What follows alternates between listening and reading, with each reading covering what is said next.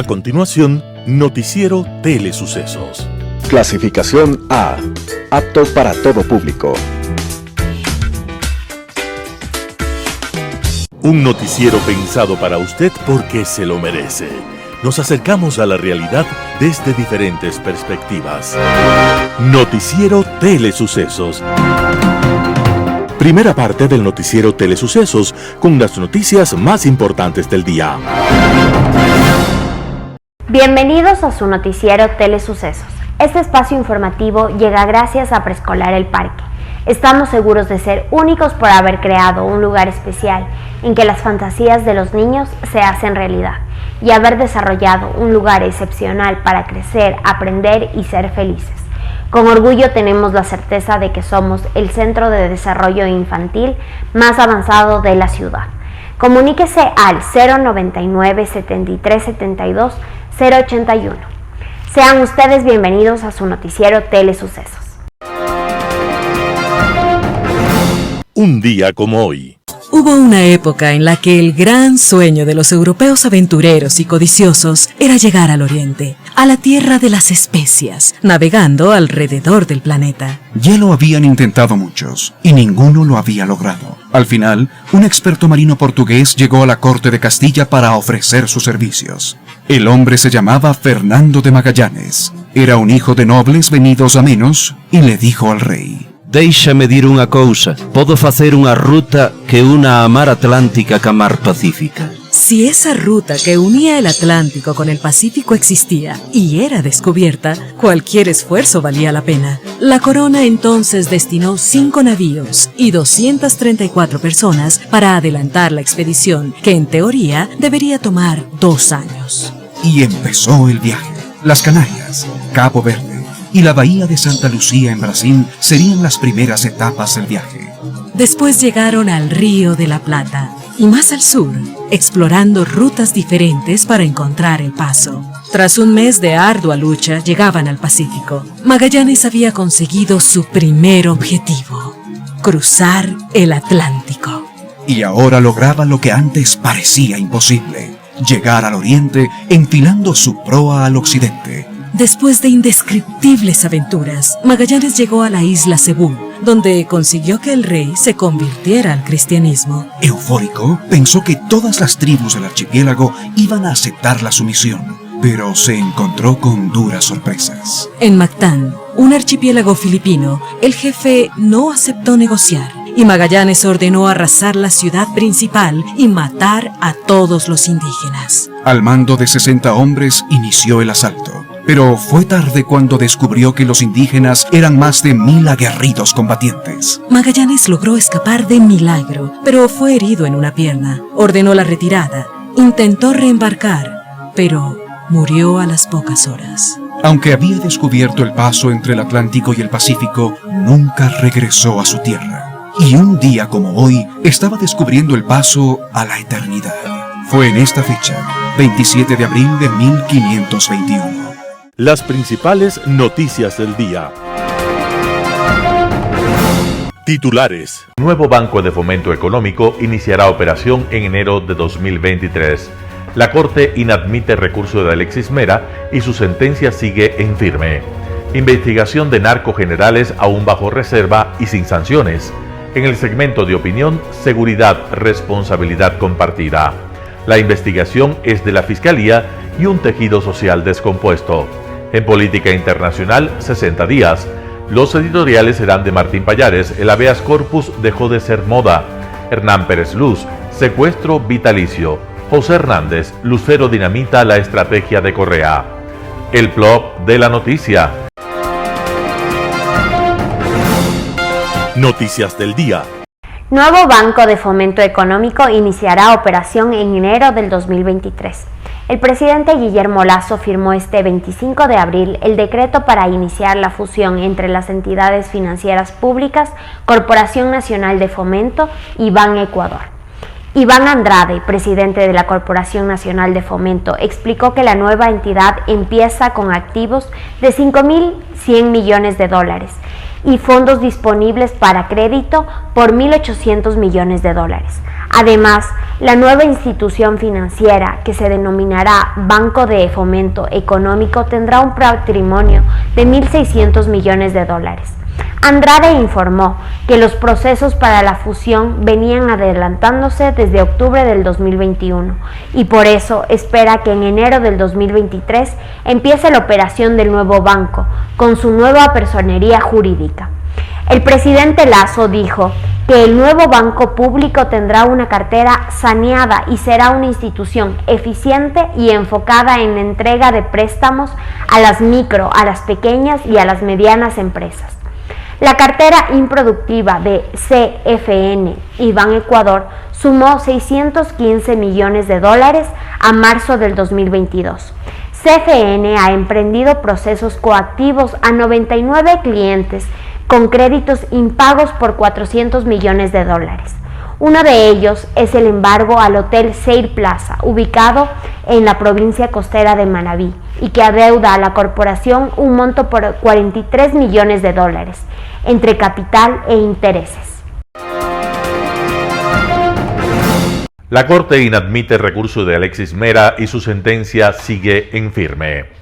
A través de una providencia del 25 de abril de 2022, los jueces Adrián Rojas, Byron Guillén y Luis Rivera inadmitieron el recurso de revisión a la sentencia del caso Sobornos 2012-2016 que había presentado Alexis Mera. El exfuncionario del gobierno de Rafael Correa buscaba que se anule el fallo. Su pedido de revisión se basó en una causal establecida en el Código Orgánico Integral Penal, cuando la sentencia ha sido dictada en consecuencia de una prueba documental o testimonial falsa, fundamentada en informes periciales maliciosos y o errados.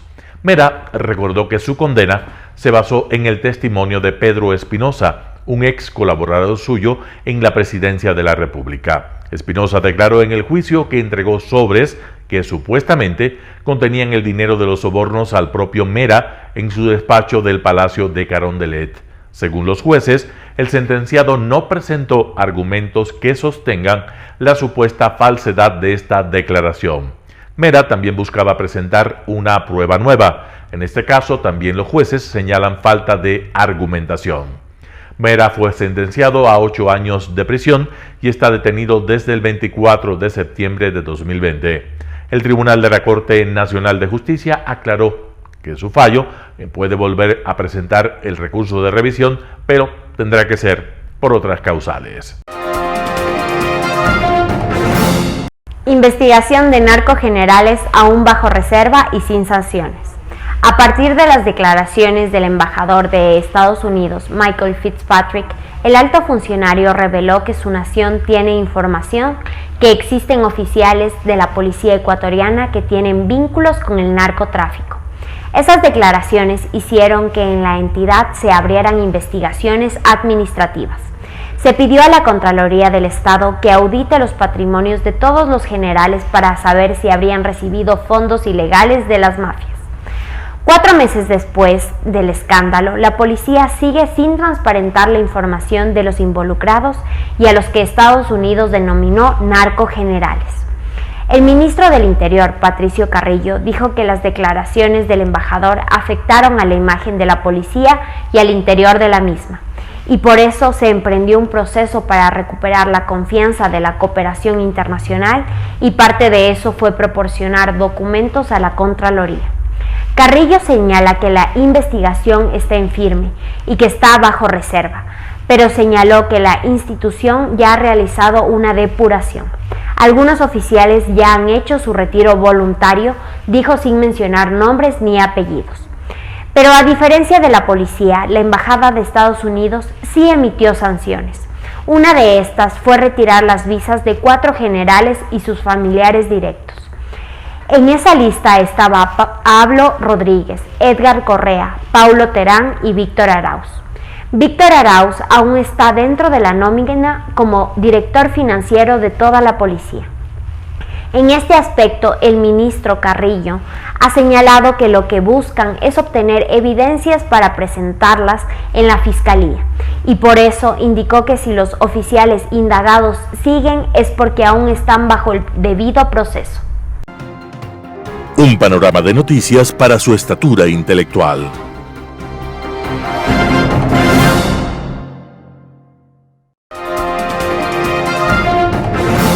Enfoques con Claudia Arteaga. Gracias por estar con nosotros semana a semana aquí en el noticiero de Telesucesos. Hoy queremos hablar sobre un tema que a todos nos ha preocupado. ¿Qué pasa en los centros de detención, en las cárceles, en los centros de rehabilitación social en el Ecuador? Acabamos de escuchar una entrevista de Nelsa Curbelo que habla sobre la situación, lo cual es extremadamente grave, porque hablamos de un sistema con temas muy complicados en donde se ha permeado la corrupción. Así es que pensamos que es hora, con base a este informe, en base a lo que esta comisión, integrada por diferentes miembros de la sociedad civil ecuatoriana, incluso ha pasado días, han pernoctado en los diferentes centros de prisión, ya sea en el Turi, o ya sea en la penitenciaría del Litoral, o ya sea en la cárcel de Cotopaxi, o en Esmeraldas y en otras ciudades, mirar qué está pasando y ver cómo se puede corregir. La denuncia es clara, es fuerte, es decir, que las autoridades o los guías penitenciarios, las personas que están allí, están siendo cómplices, porque no puede ser posible que ingresen armas, que ingrese droga, que ingrese una serie de elementos que no están permitidos dentro de estos centros mal denominados de rehabilitación, porque se convierten en cárceles del delito. Y es muy duro escuchar el informe que habla de que hay presos que están 1 año detenidos y no saben por qué causa están detenidos. Entonces, ¿cuándo podemos transparentar esta situación? Y además, el conocer quién está manejando en estas mafias internas, saber su influencia tanto dentro de un recinto penitenciario como fuera de él, e ir avanzando en un proceso claro, en un proceso en donde toda la sociedad mire los datos transparentemente y pueda evaluar lo que está sucediendo. Así es que hacemos un llamado a través de este medio, a través de este espacio, para mirar con mucho cuidado. Hemos visto las masacres terribles que hemos enfrentado dentro de los centros de rehabilitación social, lo cual es extremadamente grave. El último fue en Turie, en la ciudad de Cuenca. Vemos que a los cabecillas los movieron a la roca, pero ¿qué pasa con todos ellos? Siguen teniendo celulares, no es posible, siguen teniendo conectividad, siguen dando órdenes incluso hacia afuera de los centros de detención.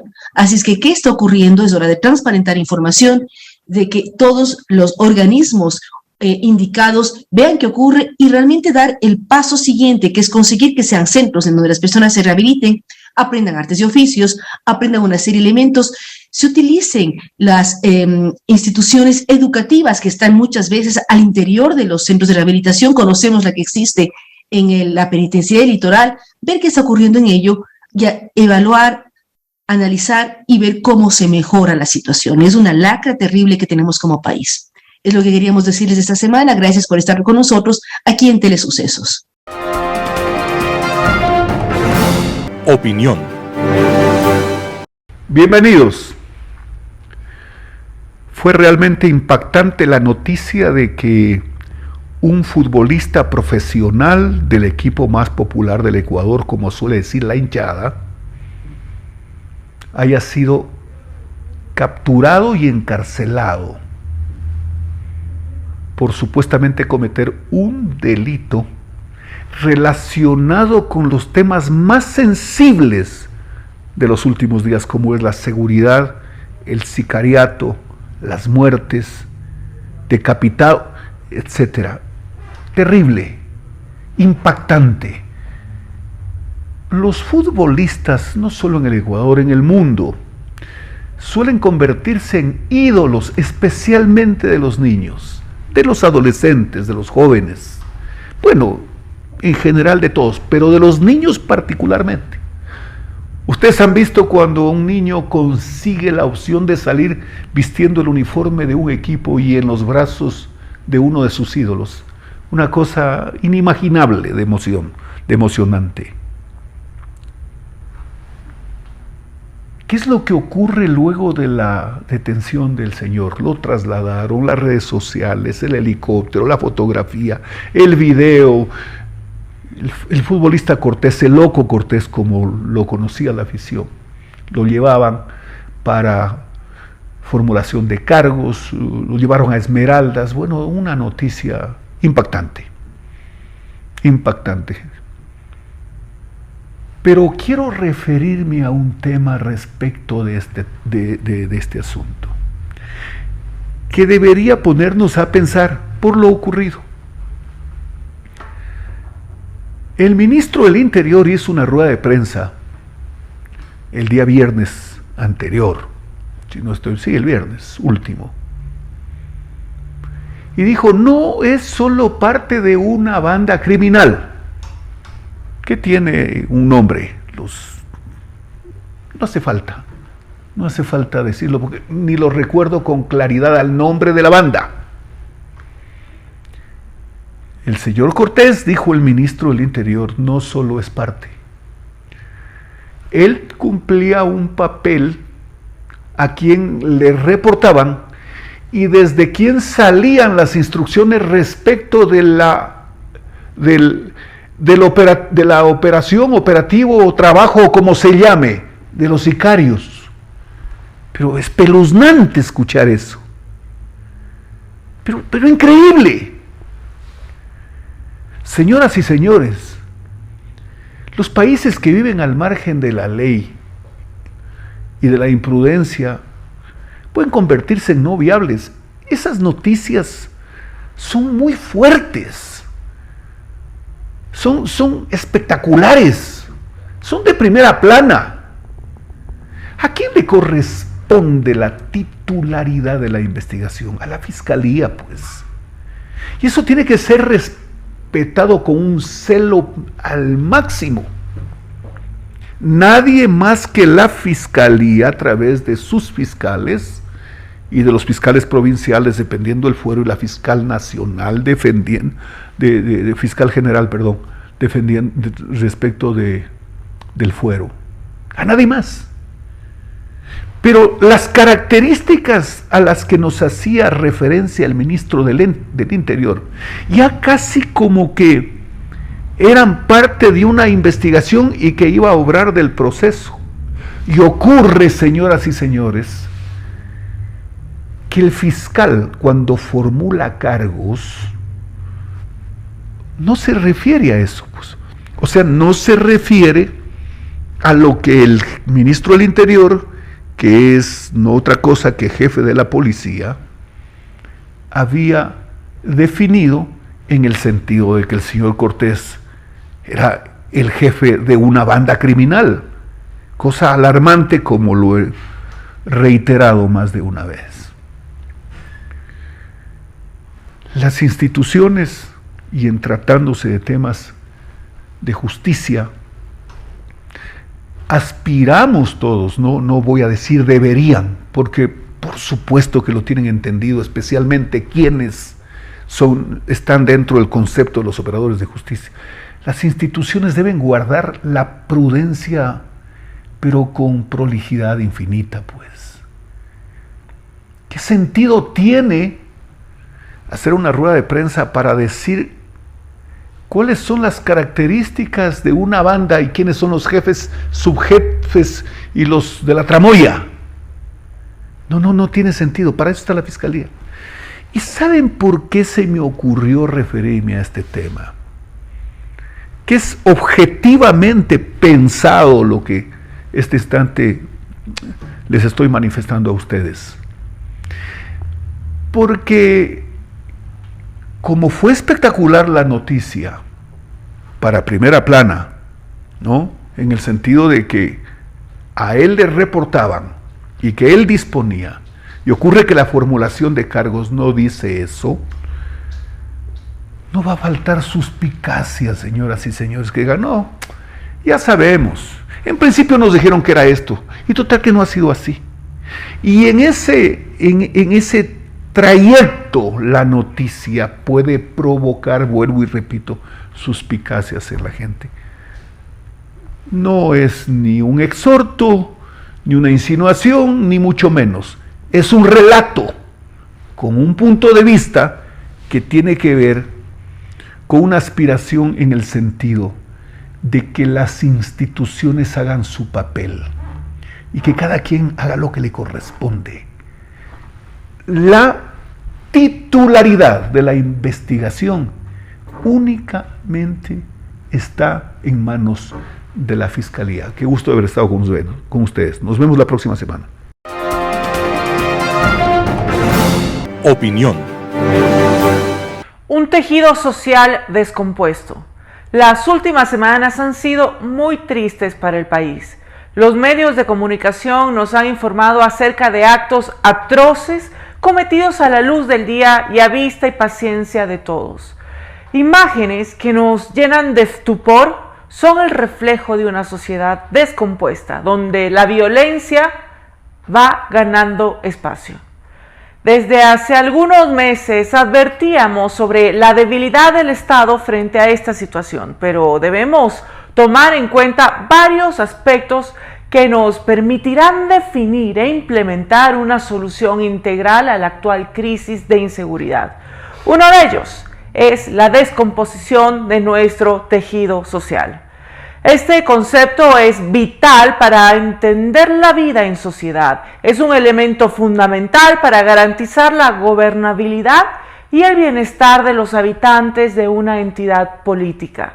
Refleja el grado de pertenencia, solidaridad y cohesión existentes en un grupo de individuos y permite a la sociedad canalizar respuestas a sus necesidades, sea a través de su propia gestión o exigiendo acciones concretas al Estado. Y para tener un tejido social sólido, la confianza interpersonal es fundamental. De acuerdo con el último estudio del Latin American Public Opinion Project, realizado por la Universidad de Vanderbilt, la confianza interpersonal en el Ecuador registra sus niveles más bajos desde el año 2004. Es la primera vez que más del 50% de los ecuatorianos desconfía de su gente en su entorno inmediato, evidenciando que el tejido social en nuestro país está atravesando una severa crisis. Un tejido social en este estado dificulta la implementación de políticas públicas en las cuales los individuos adoptan un rol activo para encontrar soluciones a los problemas del país. Por ejemplo, en materia de seguridad, dificulta el desarrollo de programas en los cuales la gente participa directamente en la ocupación del espacio público o en la activación de alertas tempranas que permitan actuar a las fuerzas de seguridad ante una emergencia. Una sociedad en la que impera un tejido social fuerte se caracteriza por la seguridad, la paz y la armonía que se vive en ella. Y por el contrario, su debilitamiento da pauta a la formación de nuevos problemas sociales que obstaculizan el desarrollo individual y colectivo. Si no se recompone el tejido social, las acciones en contra de la inseguridad que se centran en la aplicación de la capacidad coercitiva del Estado no tendrán eficacia a largo plazo. Si la confianza, la solidaridad y la cohesión no se restablecen, la ciudadanía no podrá mantener sus relaciones de cooperación. A las autoridades se les acaba el tiempo para tomar decisiones encaminadas a la búsqueda del bien común. El país no aguanta más desidia ni la normalización de la violencia. La tarea es durísima, pero es necesario apelar a todo nuestro esfuerzo y creatividad para reconstruir nuestro tejido social. Ya lo decía Albert Einstein, en los momentos de crisis, solo la imaginación es más importante que el conocimiento. Global Hoy con Alan Carden. La Segunda Guerra Mundial reveló una manera de combatir muy diferente de lo que había sido la norma durante la Primera, con frentes fijos y trincheras separadas por poca distancia entre los contendientes. Las ganancias de territorio se medían en metros y en sangre, ya que los medios militares de que se disponía daban enorme ventaja a la guerra defensiva, al incorporar al conflicto un poder de fuego sin precedentes, con ejércitos equipados con fusiles de tiro rápido, artillería de campaña y la omnipresente ametralladora capaz de disparar cientos de balas por minuto. Contra esa barrera de plomo, la infantería tan solo podía oponer sus cuerpos y confiar en que algunos sobrevivientes pudieran llegar a las trincheras enemigas y desarticularlas para abrir paso a sus compañeros. Durante 4 años de conflicto, los ejércitos europeos debieron enterrarse para sobrevivir. Como es habitual, quienes más investigaron y estudiaron las lecciones que cada guerra deja, fueron los vencidos. Las limitaciones impuestas a Alemania tras el fin del conflicto, en un tratado como el de Versalles, que dejó sembrados unos resentimientos y unas condiciones que, lejos de hacerlo un instrumento de paz duradera, lo convirtieron en un corto armisticio de 20 años y fueron más bien un acicate para que un rediseñado Estado Mayor alemán pudiera enfocar su atención en las oportunidades que las nuevas armas, aparecidas durante la fase final de la Primera Guerra, ofrecían en términos de movilidad y velocidad. Estas armas eran, por una parte, el carro blindado, que ofrecía a sus ocupantes protección en un entorno letal, y por otra, el avión, que añadía una nueva y revolucionaria dimensión a la guerra. El renovado ejército alemán logró combinar efectivamente estos elementos en una nueva forma de combatir al crear agrupamientos de carros blindados, las divisiones Panzer, con el apoyo de infantería motorizada y sobre todo de aviones de apoyo a corta distancia, con un sistema de comunicación muy bien articulado que permitía una cooperación eficaz en el campo de batalla. El objetivo de estas fuerzas dejó de ser la protección de una lenta fuerza de infantería, situando sus objetivos en la destrucción de la logística enemiga muy por detrás del frente de batalla.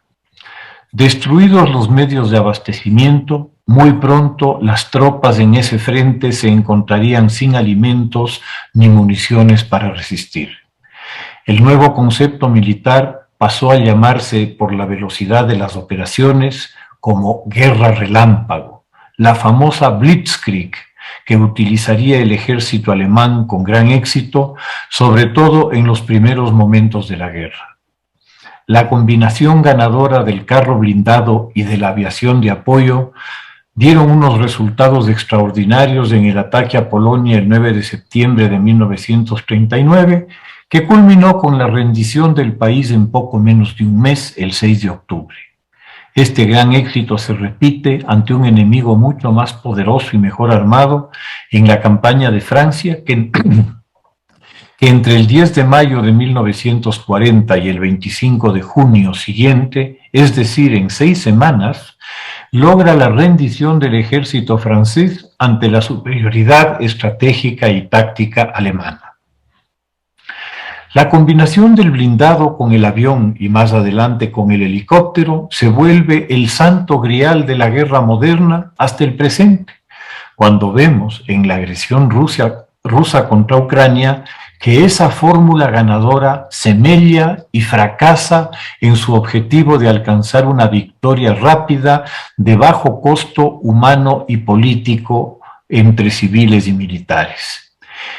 La enorme concentración militar rusa que despertó las alarmas del mundo desde el mes de octubre pasado, del orden de 175,000 soldados, miles de blindados, helicópteros y aviones, hacía presagiar una conquista veloz y la captura de Kiev en pocos días para dar de baja al gobierno ucraniano e imponer un títere al servicio del zar Vladimir, con lo que los objetivos políticos de la agresión se habrían alcanzado.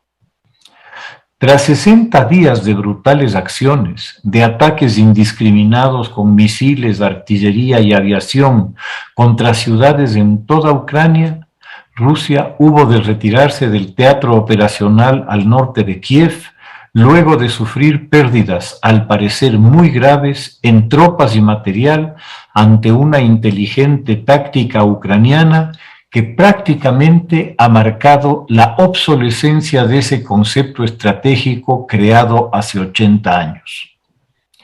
el resultado tangible de un conflicto que buscaba supuestamente que la OTAN no siga incorporando miembros, al parecer logra exactamente lo contrario ante la muy probable incorporación de Finlandia y Suecia a la Alianza Atlántica, tras constatar la nula confiabilidad que hoy por hoy genera el gobierno ruso tras su sistemática campaña de mentiras y desinformación, tanto durante la preparación de su agresión como a lo largo del conflicto, y especialmente en torno a las atrocidades cometidas por sus fuerzas de ocupación en Bucha y otras ciudades donde los peores antecedentes de la brutalidad del ejército ruso se han visto confirmadas ante el descubrimiento de fosas comunes con cuerpos que evidencian torturas, atados de manos, muchos ejecutados o asesinados por una soldadesca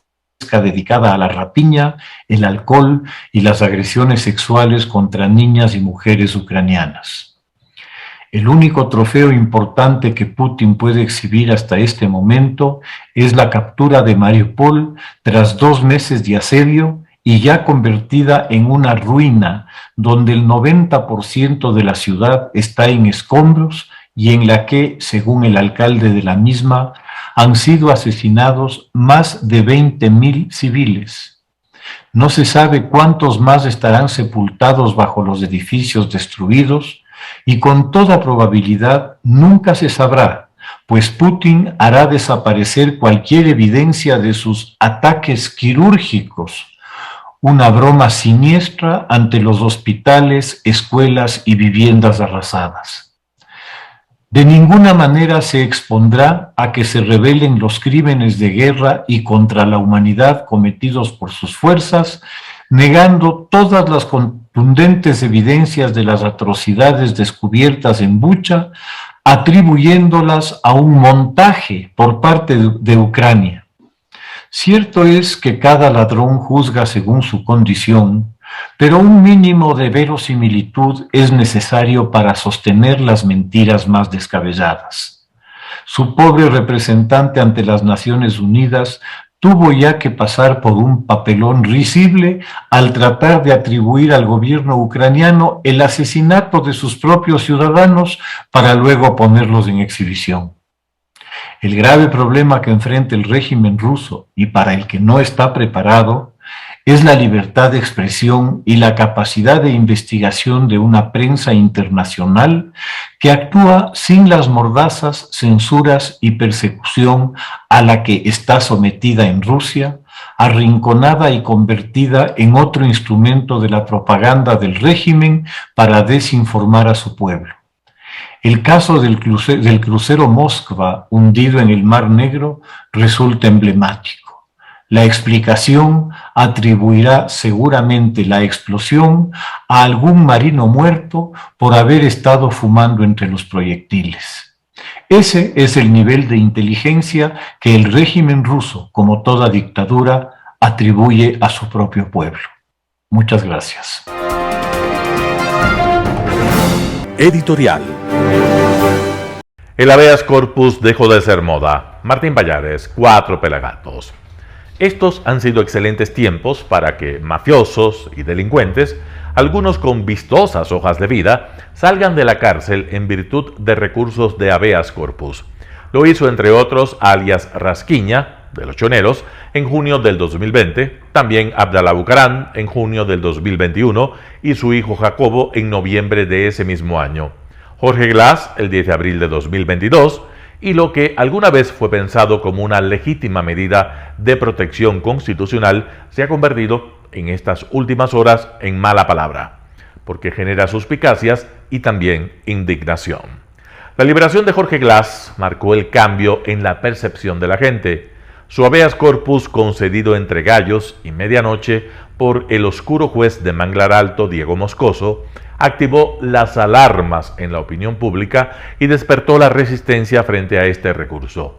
Que se le haya concedido a uno de los íconos de la cleptocracia correísta fue imperdonable para un importantísimo sector social. En ese ambiente se le negó el recurso a Carlos Pareja Yanuseli, detenido por escándalos de corrupción petrolera, y el repudio aumentó con lo que vendría en los días siguientes. El 20 de abril se produjo el caso de Junior Roldán, cabecilla de los Choneros.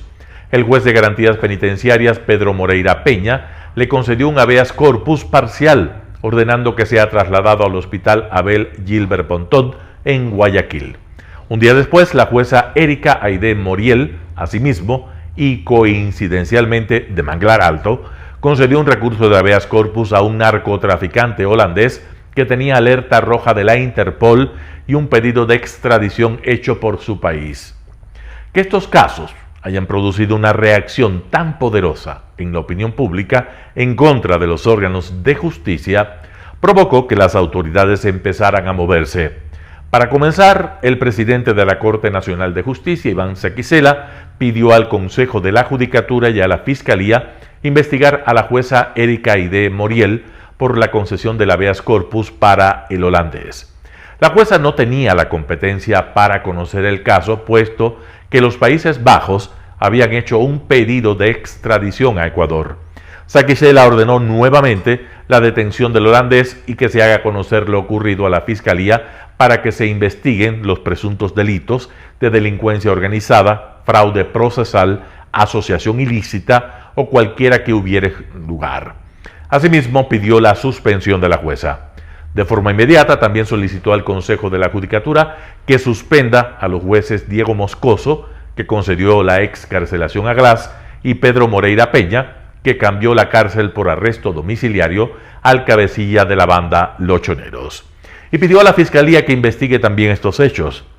El escándalo, desatado por estos tres casos, produjo una presión de la opinión pública tan grande sobre los responsables de la Administración de Justicia que el 24 de abril el presidente de la Corte Nacional de Justicia, Iván Saquicela, y el presidente del Consejo de la Judicatura, Fausto Murillo, enviaron una carta conjunta al presidente de la Corte Constitucional, Ali Lozada, con el fin de que ese organismo precise algunos conceptos sobre el habeas corpus que, según ellos, estaban permitiendo el abuso de este recurso.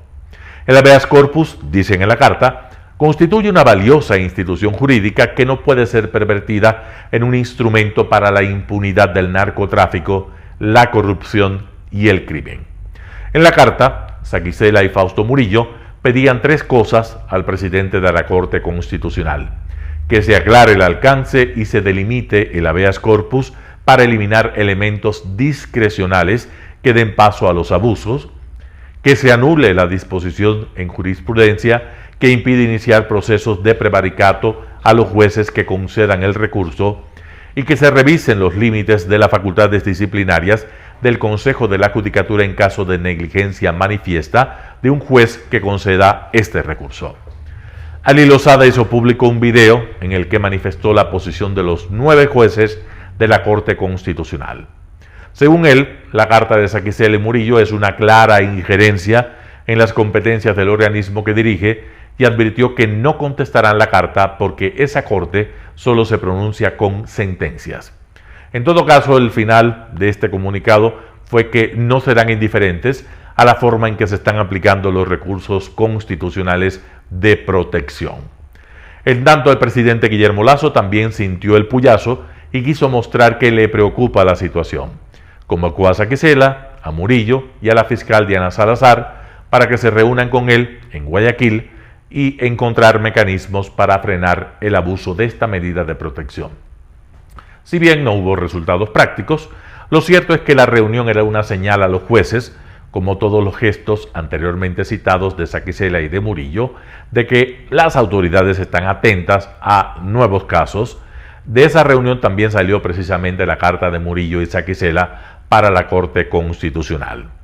En ese mismo contexto, el presidente de la Comisión de Fiscalización de la Asamblea Nacional, Fernando Villavicencio, pidió a la Contraloría que inicie un examen especial al patrimonio de los jueces Pedro Moreira y Diego Moscoso. En este panorama, con una opinión pública enfurecida a raíz de la excarcelación de Gras y de los casos del holandés y del cabecilla de los Choneros, y además con un aparato estatal vigilante, que un tribunal de la Corte Provincial de Santa Elena conocerá la apelación del SNAI que hizo del habeas corpus de Jorge Glass. Este tribunal deberá pronunciarse en 8 días, ya que el juez Moscoso de Manglar Alto, quizás sintiéndose observado en medio de tanto escándalo, negó el pedido de ampliación del recurso hecho por la defensa del propio Glass en un evidente intento por ganar tiempo. Si por todo esto, estos ya son buenos tiempos para conceder el recurso de habeas corpus, ni lo piense. No es descabellado pensar que no será nada fácil para un tribunal provincial ratificar el habeas corpus concedido a Jorge Glass. Martín Pallares, 4 Pelagatos. Secuestro vitalicio por Hernán Pérez Luz, El Universo. El presidente de la Corte Nacional le debe una explicación al país. El magistrado fue elegido para el cargo que hoy ostenta el 5 de febrero del 2021 y recién la semana pasada anunció que iba a presentar la solicitud de extradición en contra del ex dictador. Es decir, se demoró más de un año para anunciar su decisión. Coincidentemente, de forma casi simultánea a este anuncio del presidente de la Corte, el abogado del prófugo, responsable de los más atroces atracos al erario nacional y condenado por la justicia, anunció que su cliente habría recibido un asilo político, estatus de refugiado para ser precisos, por parte de Bélgica. Es probable que el presidente de la Corte tenga una explicación sobre por qué le tomó más de 365 días en decidirse a anunciar que iba a solicitar la extradición. Es probable que esas explicaciones sean convincentes, pero lo que interesa saber es cuáles son. Tanto más que lo único que debió hacer el magistrado era dictar una providencia declarando la procedencia de la extradición según el Tratado de Extradición con el Reino de Bélgica y la Convención de la ONU contra la Corrupción. Luego, designar a peritos para que traduzcan las providencias claves del proceso y después simplemente pedir a la Cancillería que solicite la extradición.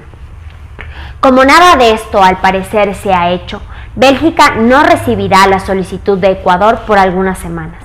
Nada impide que se impulse la extradición existiendo una declaración de refugiado en favor del prófugo.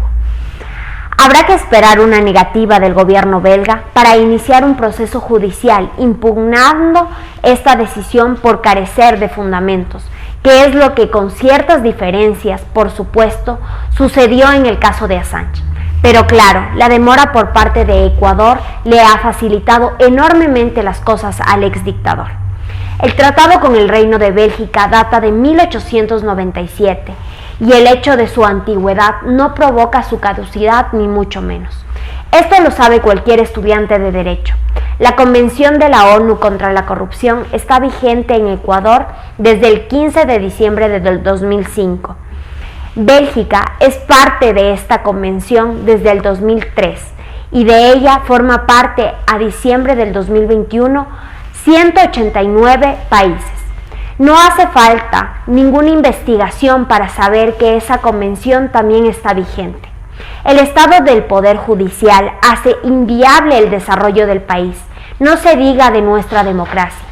No es una coincidencia que Uruguay, para no irnos muy lejos, tenga el más bajo riesgo de la religión y exhiba una economía sana y en orden, y que sea a la vez el país con el mejor sistema judicial y un bajísimo nivel de corrupción de Latinoamérica.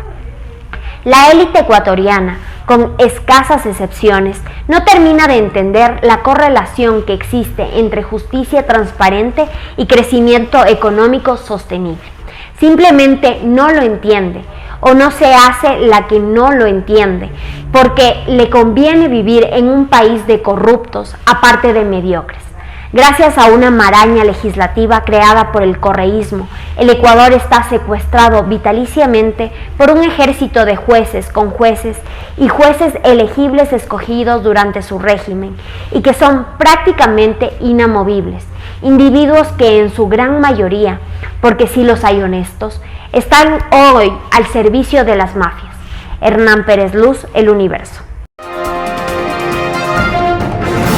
Lucero dinamita la estrategia de Correa. José Hernández, 4 Pelagatos. Siempre hay que agradecer a Rafael Correa por su capacidad para dispararse sin remilgos en los pies o en la nuca.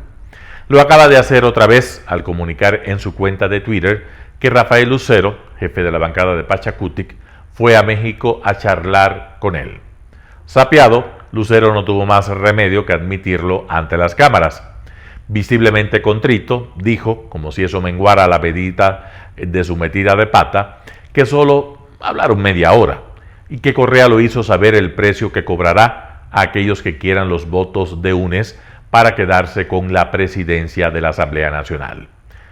El cobro será que aprueben la creación de una comisión de la verdad, cuya acta de nacimiento data del acuerdo fallido con Jaime Nebot y Guillermo Lasso. Hace un año exactamente. Lucero se suicidó políticamente al ir tan lejos por tan poco, pues Pachacutic hizo saber que perdió su cargo de jefe de bloque en la Asamblea.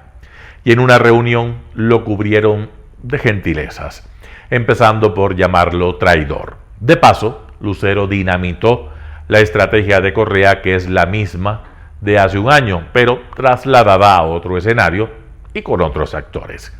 Hace un año, el prófugo quiso crear la Comisión de la Verdad y contar con la complicidad absoluta de Lasso y de Nebot. Ahora piensa en un acuerdo legislativo que sume votos a cambio de espacios de poder que él dispensa gracias a la capacidad de maniobra que le otorga a la bancada de UNES. Queda claro que hace un año Correa hubiera negociado cualquier cosa con Lasso y Nebot a cambio de esa Comisión de la Verdad y que ahora está dispuesto a lo mismo. Dicho de otra manera, él solo tiene un objetivo, disfrazado con la retórica que se antoje: su impunidad. Nadie duda, en efecto, que creada esa Comisión de la Verdad, mediante un artificio institucional, antes operado por el Ejecutivo y ahora por el Legislativo, el veredicto está cantado. Él fue objeto de persecución política, víctima de lawfare, inculpado sin pruebas y, por ende, sus juicios deben ser revisados todos. Y, por supuesto, gracias a la mano metida hasta el codo en la justicia, debe ser exculpado. Él debe volver a su estado natural, blanco como la nieve, puro. Y en ese estado de gracia estaría la facultad de regresar al país y, por qué no, regresar a Carondelet, donde lo espera el poder de por vida. Correa sueña con limpiar su expediente judicial no solo para poder volver al poder, quiere volver al Olimpo de los dioses y de los próceres, donde lo puso Vinicio Alvarado gracias a la manipulación de la opinión pública y de donde lo sacaron unos fiscales y jueces que se vendieron a sus enemigos, los enemigos del pueblo, según él. La historia no lo tratará como delincuente, sino como salvador y emancipador del país, como Simón Bolívar o José de San Martín. Lucero acaba de dinamitar esta estrategia porque Correa lo sapió y al hacerlo puso sobre la mesa la dinámica delincuencial que corre por pasillos y salones de la Asamblea Nacional. Vuelve a aparecer con todo su esplendor el proyecto personal de Correa: usar los votos de sus asambleístas para desaparecer delitos, cuentas, balances, contratos, expedientes, de todo. Para eso no solo necesita la Comisión de la Verdad, necesita el Consejo de Participación Ciudadana y Control Social, que le nombrará un contralor vasallo que desaparezca los informes y las glosas, una fiscal general que sea ciega y muda, un procurador que nunca le endose las multas millonarias que paga el país por sus desvaríos patrioteros, unos jueces que entiendan que la justicia no opera para él, elegido por la historia para ser la conciencia de su pueblo. Todo esto lo entienden sus asambleístas, vulgares alzamanos. Él maneja sus votos, él los mueve a control remoto. Él decide sus destinos personales y políticos. Y ahora quizá también él es el feliz propietario del destino de aquellos que él castigó y persiguió por haberlo combatido. Lucero no es el ejemplo palpable de esos espíritus conquistados por aquellos que detentan y reparten poder. Pero, gracias al propio Lucero, queda abierta la cancha para observar con más certezas el juego del reparto de poder en la Asamblea. Ahora se sabe el precio de Correa: crear la Comisión de la Verdad. Habrá que ver quiénes se apuntan a esa tarea miserable de la desmemoria y la impunidad. Lucero prendió las alarmas Y en el punto de mira también queda el gobierno, porque algunos podrían tener la intención de no ayudar, pero tampoco de interferir. La cancha queda dividida entre aquellos que aupan a esa comisión o no la desaprueban, y aquellos que se oponen a la sola idea de que ese adefesio pudiera existir. José Hernández, 4 Pelagatos.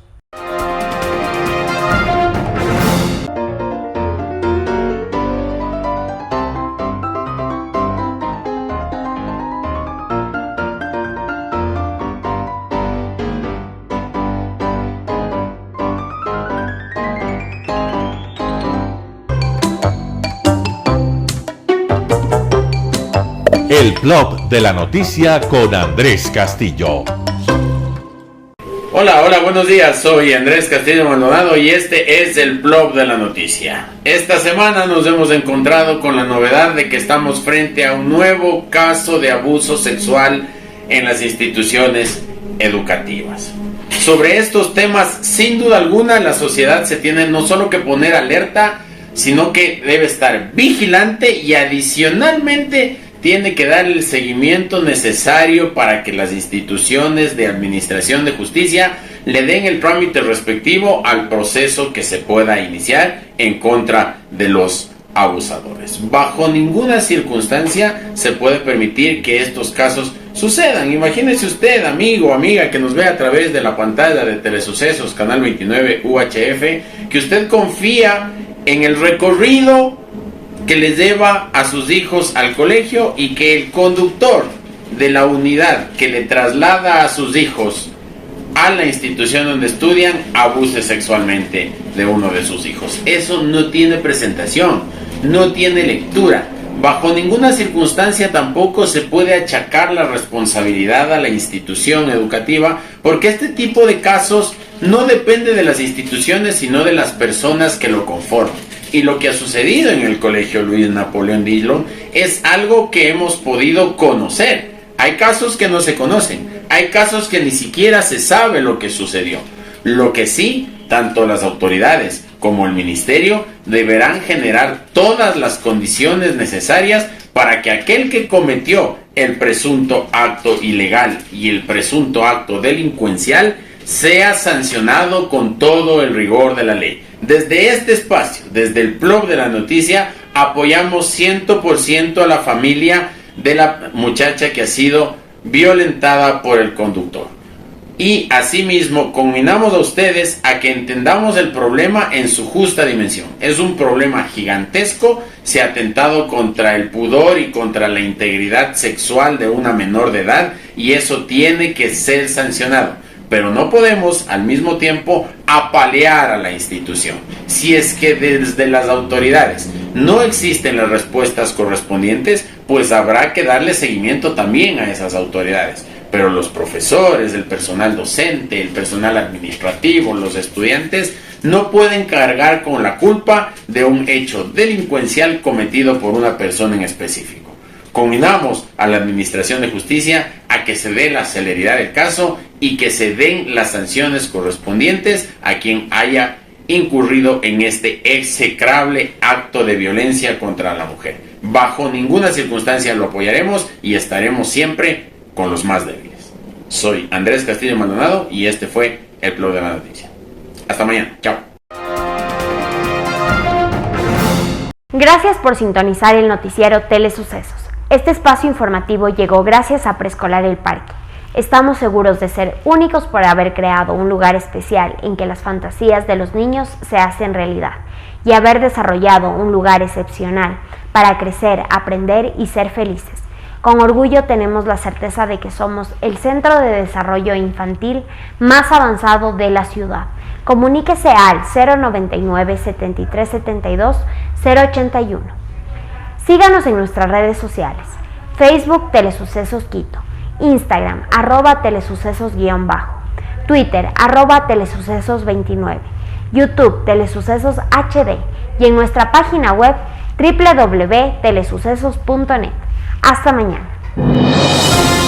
Lo mejor de la mañana informando para usted. Noticiero Telesucesos.